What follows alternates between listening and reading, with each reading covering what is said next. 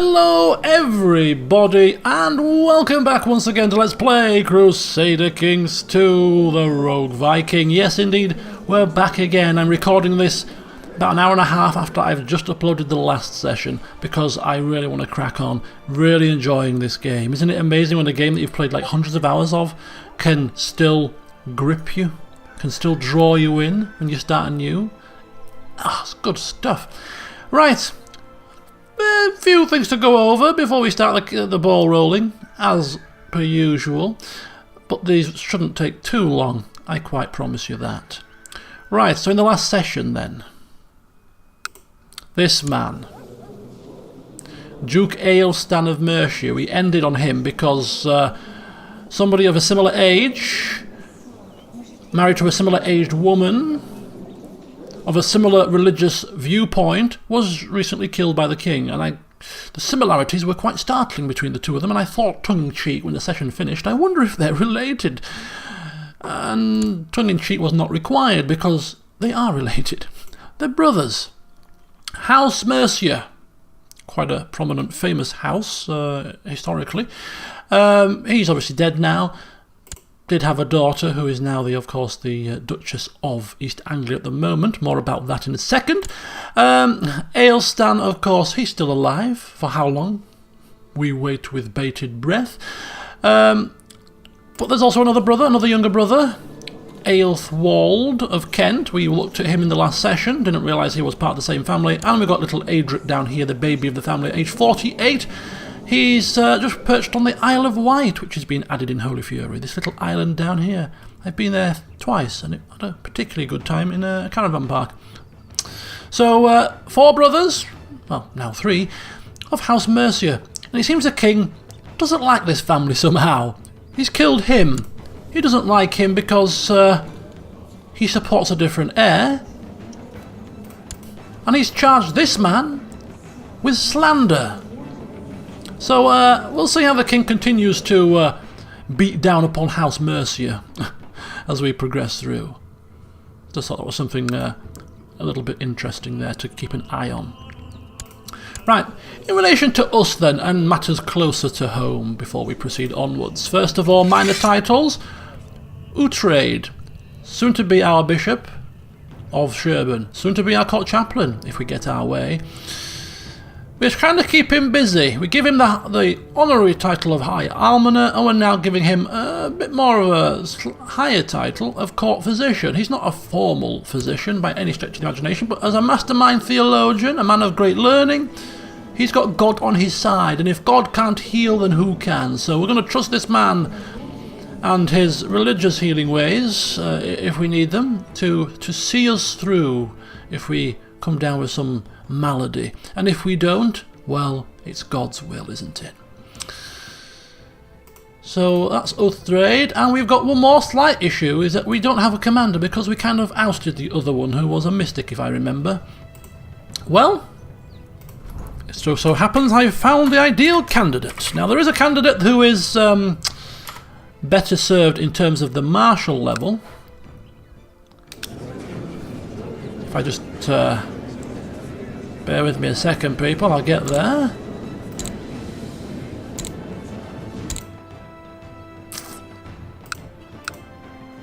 He seems to have disappeared. Oh, we're looking at just the zealous people. Right, okay, so the non-zealous people, we have somebody who's willing to join for free and who's got like 21 martial. Now, ordinarily, yeah, great. He is craven, which is a negative, and brave at the same time. How does that work? I'm a coward, but I'm brave. I'm cowardly in some situations, but in others, I'm brave. I'm brave hunting rabbits, perhaps. I don't know how that works, but I thought that we maybe would cancel each other out, those two, but no. He would be quite suitable. I'm sure you'll agree. A future marshal, maybe even. However, somebody else caught our eye as we once again look to the zealous trait. Not every council member has to be zealous, but he actually was the next best thing. Aedsige, again, commander of Somerset. Perhaps Uhtred had a wee whisper, because he was from Somerset, remember, had a whisper in Johann's ear about a rather fine commander noticing that there was a spare spot, recommended him to us. A man who also is a devout Catholic. A man who would be very, very dependable. He's a trusting character. He's a little bit shy, a little bit greedy, but he's a man that's suitable for the job. We are quite assured by Uhtred. So, you know what? Let's bring him forth. He needs some coin to get up here. Again, Somerset quite far away. So we're giving him some travel coin, inviting him to court, and he will become our new commander. So we have now a triumvirate of holy commanders. We have Earl Johann, of course, the leader. We have Senfus, who, of course, also is zealous. And now, soon we'll be having Aidsiege, the holy triumvirate. Oh yes, we'll see how that performs if ever we need to leap forward into battle. In terms of our Liege's Council, we have changed our standing to zealous. Naturally, I think we were pragmatic before, perhaps. But anyway, we weren't zealous. We now are, because we can change that manually. And that, I think, is that when it comes to the housekeeping. So, as I take the time forward now, I'm going to discuss a couple of things. The first thing, in the last session, we kind of got given a mission from the society to carry out secluded penance. I thought we were automatically doing it. We weren't. We have to do it through this menu here, the intrigue menu. We have to do penance. We're not going to do penance just yet, but we will eventually. And here comes our new commander. Welcome to the fold, my friend. Welcome to the fold. Where is he now? There he is. Look at him. Wow, look at... What? Is that... That can't be the same guy. Oh yeah, we sent him a gift, of course. It is the same guy. Right, appoint as commander. There he is. The Holy Triumvirate is complete. Okay, I need to pause this. Bear with me. An interesting situation has developed. At certain points in this campaign, I'm going to ask you guys specifically for your input. It's just your input in terms of what your thoughts and feelings are as to the decision that might need to be made. You know, whether it's your personal opinion, whether it's your opinion from a roleplay standpoint in terms of how you see Johann would react. There's going to be certain points where I say to you guys right now, please, I welcome you to make your comments and give your opinion on this particular decision. And we have reached a particular point in the campaign where I need your particular input. So I'm only going to advance the time 1 year in this session. I did say we might get to 2 this time, but no, it's going to be 1 because I don't want to advance too far before I've given you opportunity to make your comments.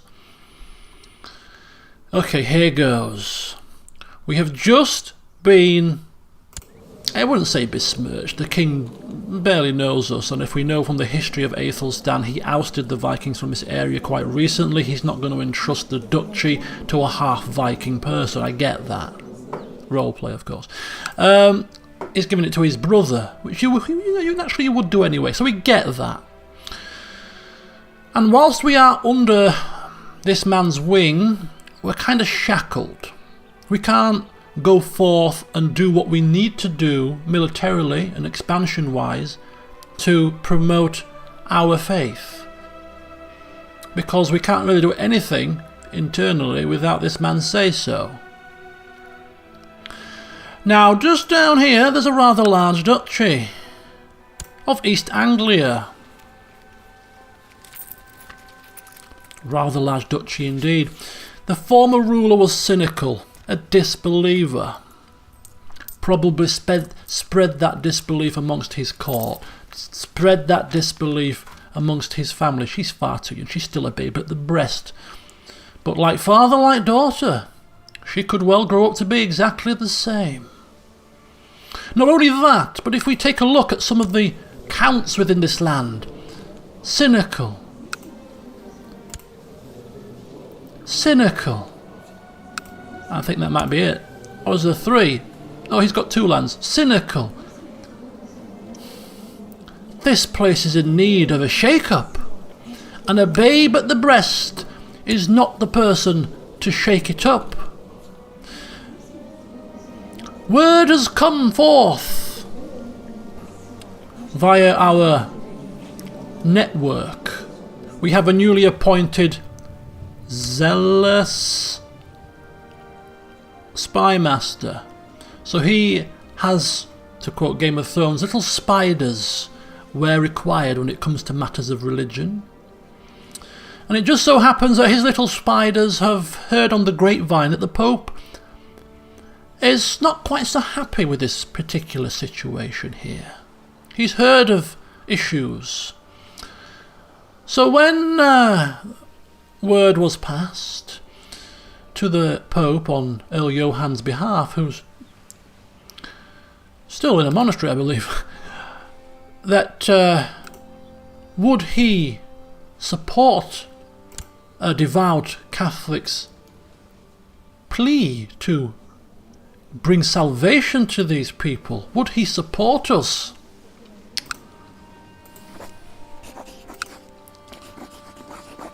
The Pope said, yes. The Pope would use his power to grant Earl Johann a claim to the entire duchy of East Anglia. We haven't got the piety at the minute to do this, but we soon will have. And we can claim the county so we can claim the duchy. Disclaimer. The Pope would welcome Earl Johann taking control of this duchy and bringing some sense of religious order to these people before they slip too far to be redeemed. And so that is our decision. That is what I want you to comment upon. The decision is, do we take this duchy or do we not? Do we free these people from the disbelievers when this babe at the breast can't obviously do it? To take this duchy, it's not quite so simple, which is why it's not an easy decision. First of all, we have to declare war on this man, or this child, soon to be a man actually. We have to break away and claim independence, because whilst we're under his wing, we cannot wage war on a duke. So we need to break away, which is not beyond the realms of possibility. We have slightly more men than him.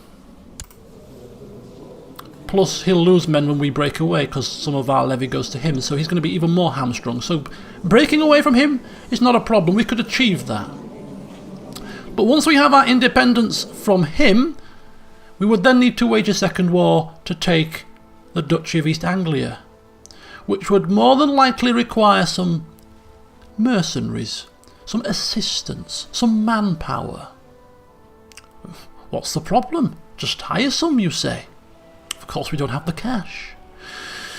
To get the cash, we would need to go cap in hand to the Jewish merchants. Now, Catholic doctrine at these times dictated that to lend money for interest was a sin. Hence why it was the Jewish people that kind of took up that kind of role, because it was not allowed for the Catholic people to do so. So for us to take this duchy, we have to break away from our liege.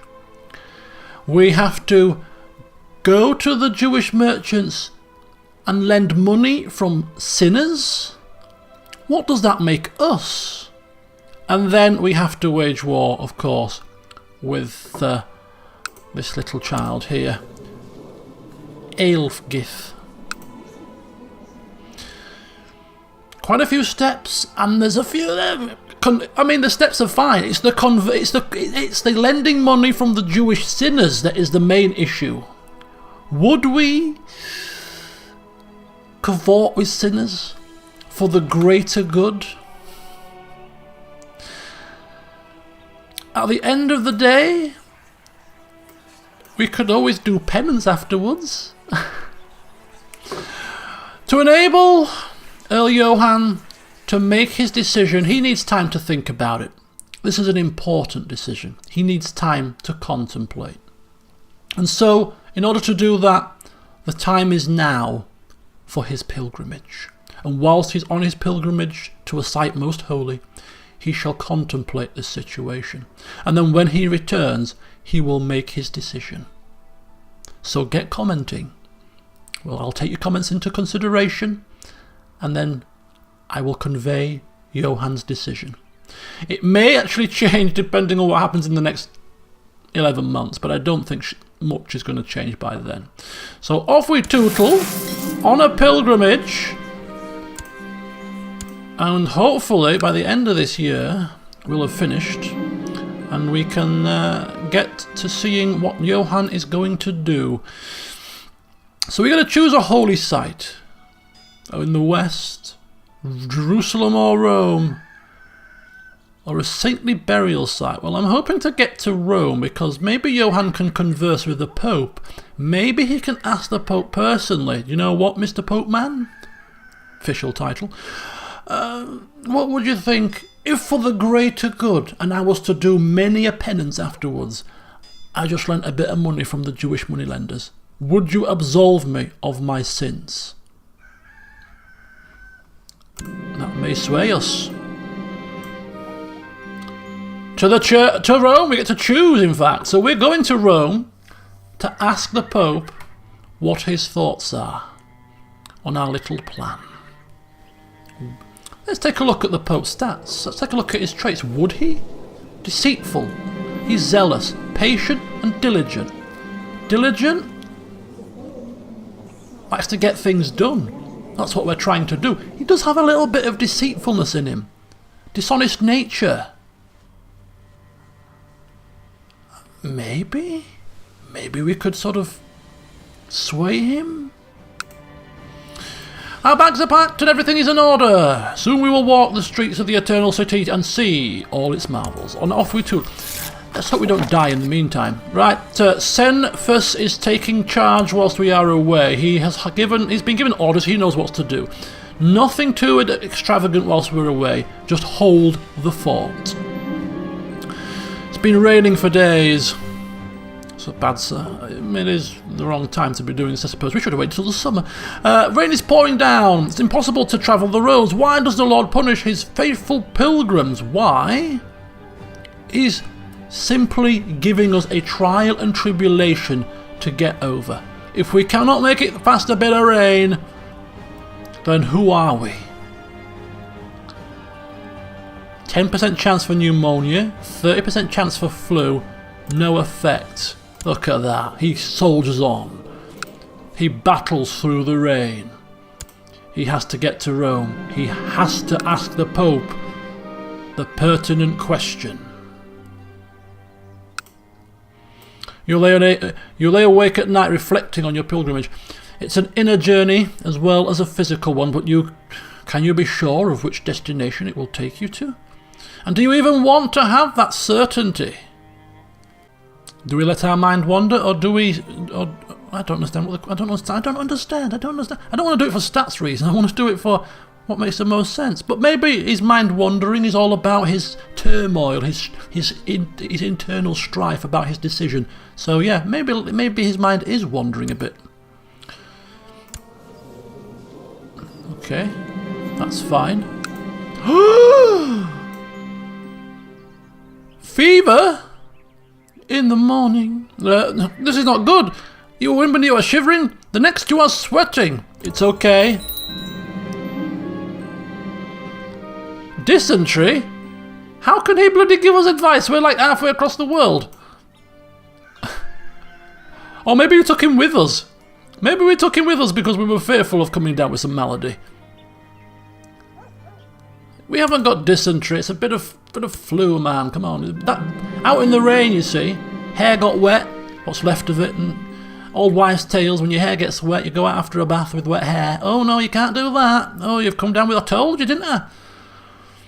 He's wrapped us in wet pieces of linen, cloth. Don't think it worked. It's okay. We're strong. We're strong, right? We can plough on through a little bit of a fever. And we do indeed soldier on, and we finally arrive at Rome.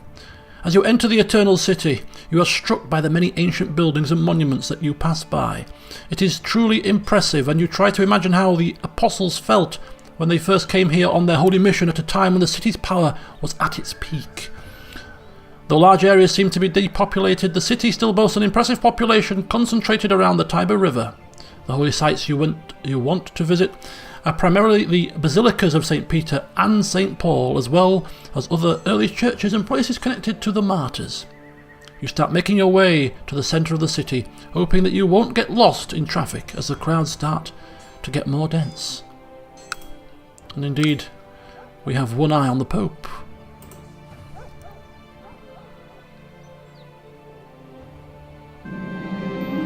The saints, this holy ground, how it all moves my soul.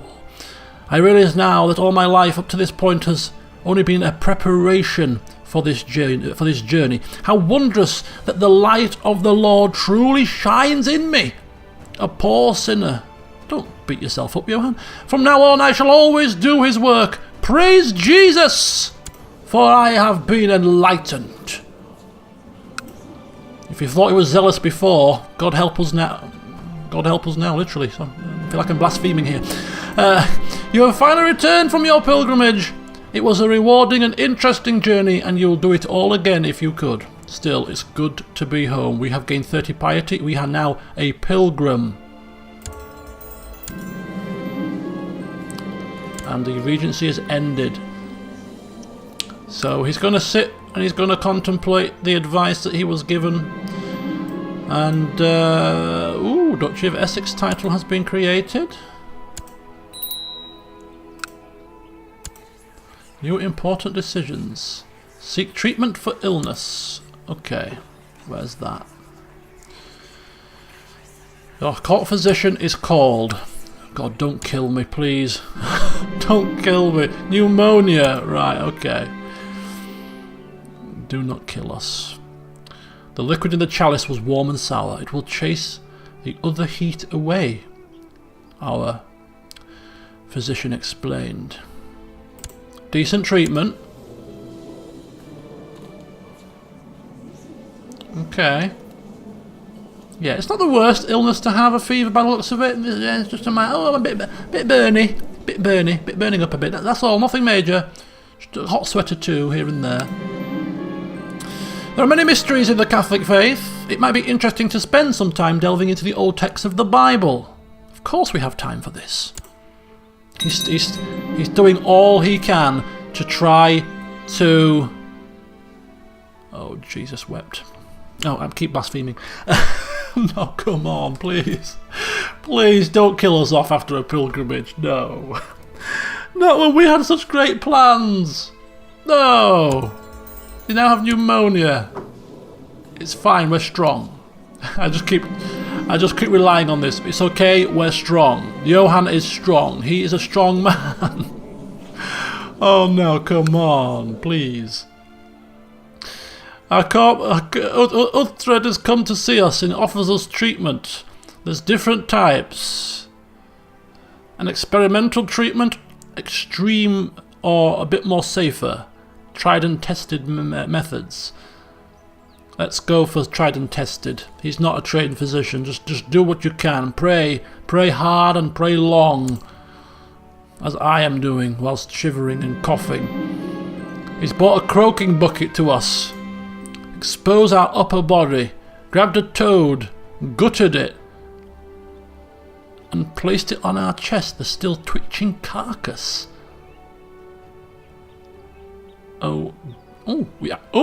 Successful treatment!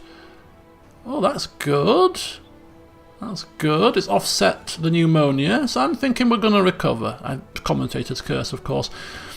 I'm thinking we're going to recover. We're fine. We're still laid up in bed, hence why we still can't really take action at the moment against this little girl. Should we decide to do so? All depends what he's come to the conclusion of whilst on his pilgrimage and whilst speaking with the Pope, of course. Nobody knows just yet because he's too busy hacking his guts up. And we have survived pneumonia! Woo! I told you this man is strong. Oh, we've got activity. King Aethelstan of England has declared the English-Gallowayan de jure war over Cumberland on King Owain III of Galloway. So that's him up here. So he's going for the de jure claim of Cumberland, which is great because this place is pagan at the moment and they need to be brought to rule. We'd be quite tempted to help him out actually, but we're not going to do so at the moment. So I decided to take Sigaric. Who is Sigaric? He's one of our coaches. Why are you not taking your own child? Well, he's probably a bit old. Our child's too young, I would imagine. But we've taken Sigaric. I mean, start them young. To preach to people about God and how they should try to live their lives according to the rule of St. Augustine. Sigaric is attentive throughout, and I am sure he has learned some valuable lessons today about God and the Dominican order.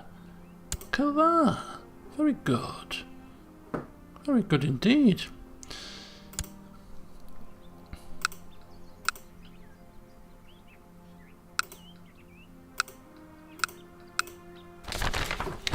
And the conversion of Hungary. The tribes of Hungary have been converted to the... Oh, this is just glorious. Pagan lands being overtaken. Countries being converted. It's all going so smoothly. And the people of Hungary have once and for all forsaken their old pagan gods. God has finally touched them. King Rudolph the Missionary. All right. Right, whilst we're waiting for things to happen, obviously there's a war going on now in England, which we're not going to be part of. We'll just take a quick look at some of the rulers in and around Europe. So we have in France here, or rather West Francia, rather large place. We have King Louis IV of West Francia, who is a Carling king of many Louis. And I mean, look at the Carling family, isn't it? Look at that. Obviously, it's a bit too late for Charlemagne, but he came a fair bit before. But the family line with 10 left is slightly dwindling. But there's this king of West Francia, and that might be it actually. Ooh, you better have a few children. Keep that line going, my friend. Right, so that's there's still a House Carling on the throne of West Francia at the moment. So we're still reading the Bible, naturally.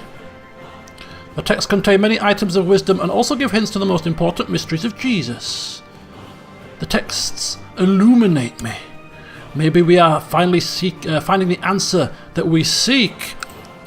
Right, this is the King of Arles. Oh, this is the guy that will give us a message about Hungary, right? Is he King of Arles? Duchy of Provence.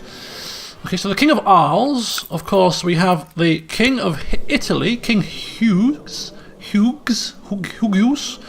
of Italy. Of course, we know the Kingdom of Italy from our time. Oh shoot, somebody's died.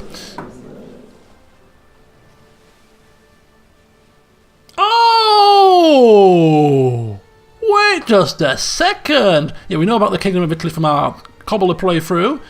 An ancient kingdom, an old kingdom that we kind of brought back into existence. Okay, and we've got King of Germany somewhere, King Otto of Germany. So we've got Germany, we've got Italy, we've got Arles, we've got West Francia, fair few kings dotted about. Who's this? This is King Ranimiro the Unready of Leon. So we've got a king there, another king here by the looks of it, King of Navarre. So kings just throwing themselves up all over the place. I want to be king, no, I want to be king as well. Well, just create your own kingdom. Just do it. Many kings. Okay. So look who's just popped his clogs, people. Look who's just popped his clogs. Good old Copsage. Again. Doesn't God work in mysterious ways? Unbeliever, dead. Unbeliever, boof, gone. Poor physique at age 35, boof. So you see? No, nothing more need be said. But that means, my friends, that we have Bishop of Sherborne. Uhtred has finally got his bishopric. And not only that, of course, but now has got his seat on the council. And he loves us. Look at that. Absolutely loves us. All is well with the world. And now, because we can trust our current bishop, change of tact. Hunt down blaspheming and heretical societies and drag their members into the light. Send your court chaplain to tend the lost souls and convert heretics and infidels. County religion converted. Yes. This place is pagan at this moment in time, I believe. Yes, it is. Germanic pagan. So, get out there, Mr. Uhtred, and convert these suckers.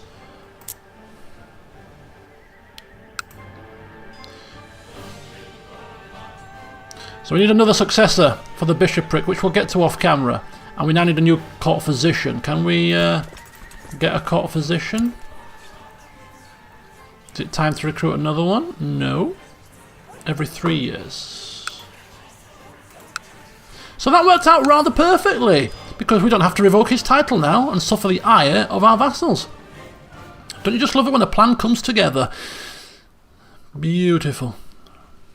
Absolutely beautiful. Okay, so let's have a look up here. What's happening? Well, the king with his 3,000 men. This is just a petty king. Calls himself king. Everybody wants to be a king nowadays.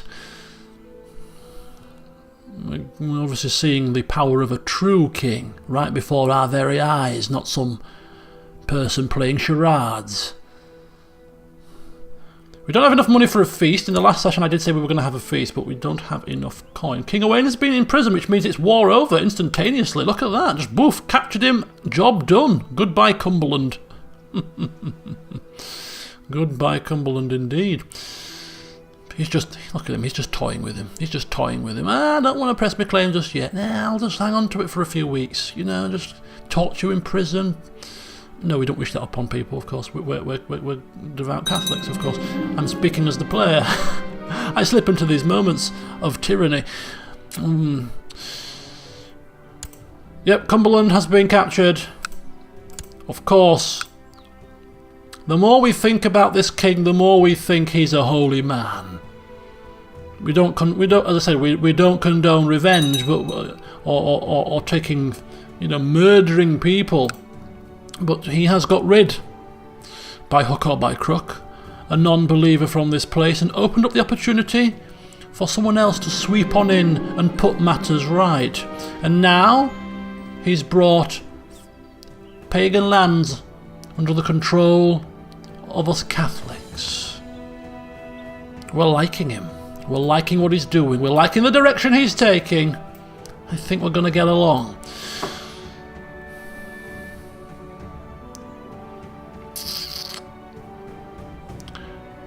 I think we've chewed the fat about religion for many hours over goblets of wine, in moderation, of course.